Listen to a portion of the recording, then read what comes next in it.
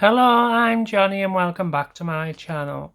So this is the robot I made from trash. I've finished I've finished all the paint on its body.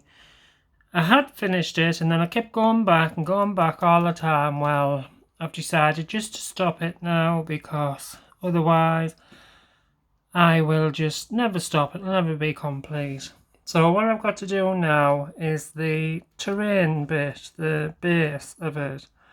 I've been watching Bill making stuff, and I got this really good tip off him to his ingredients to make crusted. It's like gravel.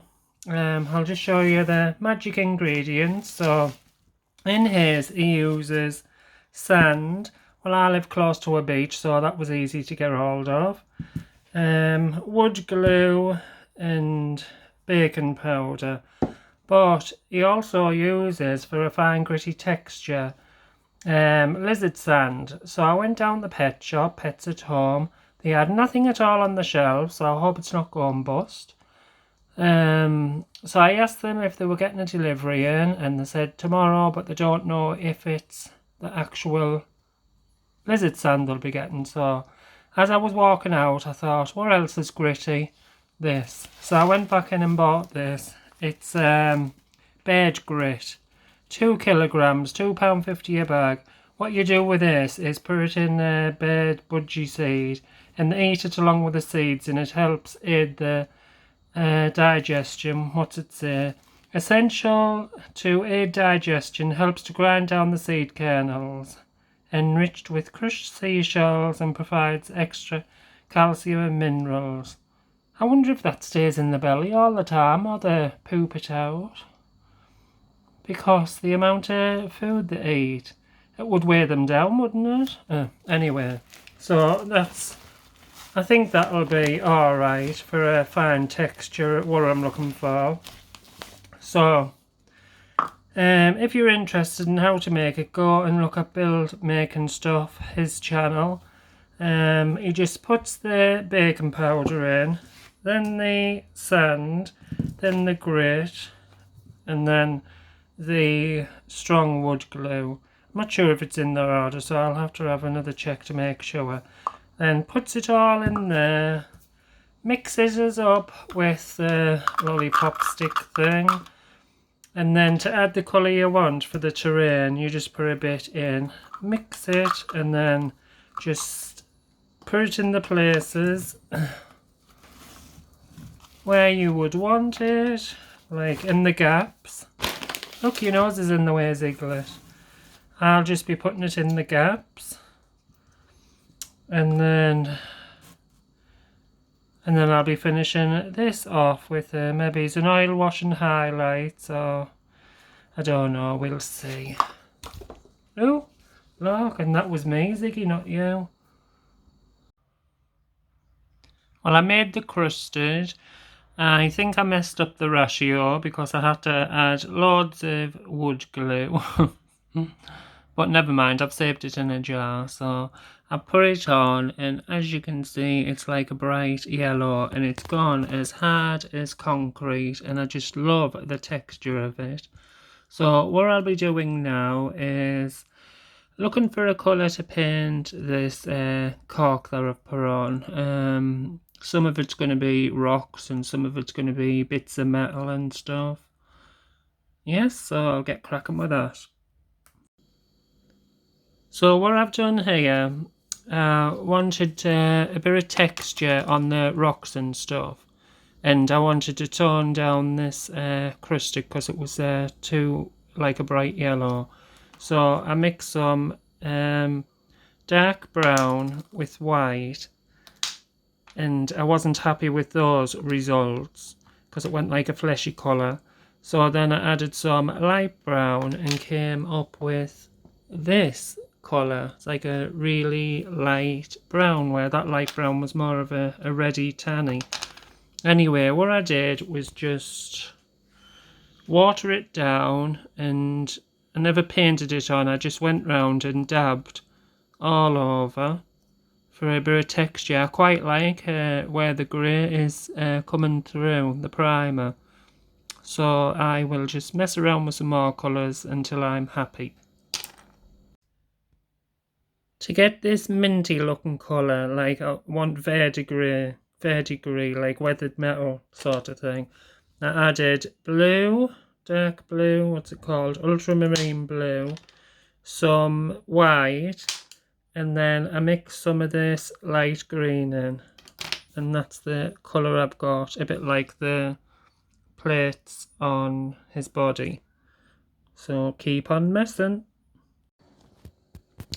While the paint was still sticky, I don't know if you can see, I added some dark brown onto the plates, yellow ochre, and is it sap green? Light green.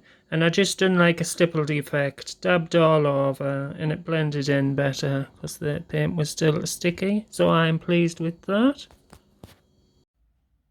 The painting's complete now. After I finished painting it, I done a bit of dry brushing with a very light grey just to highlight the texture, and I'm really pleased with it because it makes the texture pop. But I only went lightly with it because I tend to go a bit too much when I'm doing that because I really enjoy it. It's the favourite part, my favourite part of the painting process. So now I'm going to add a bit of scenery to it. Not scenery, what could I say? Like static grass and maybe some shells or skulls. I don't know yet. I'll see how I go.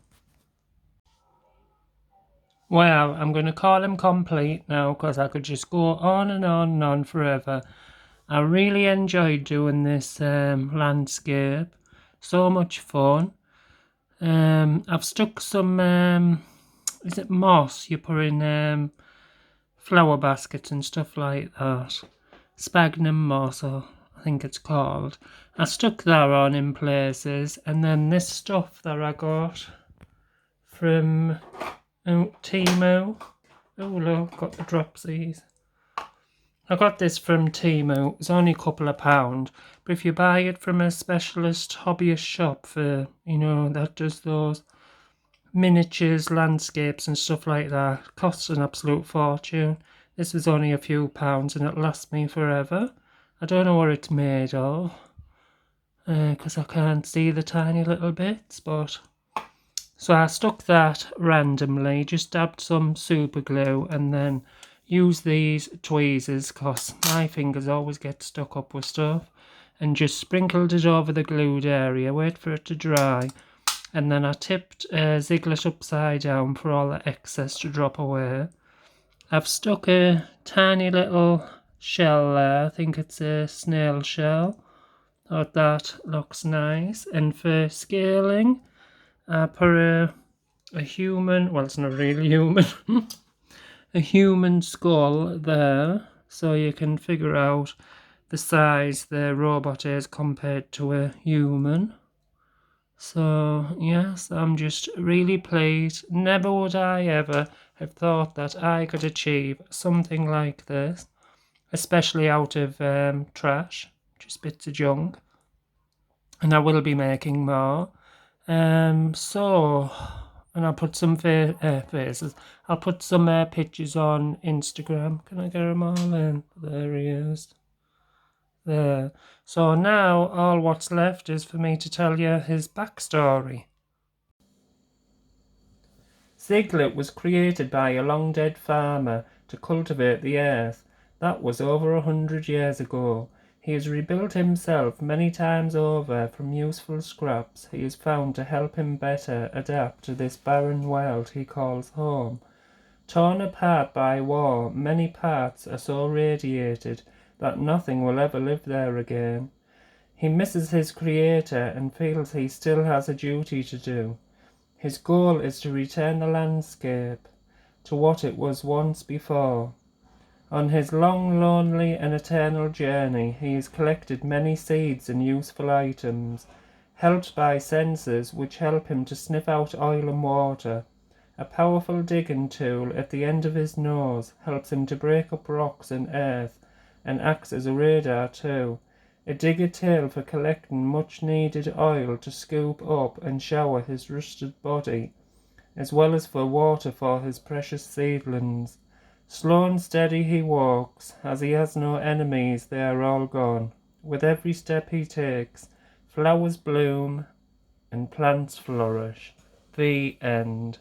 Johnny signing out. See you, bye.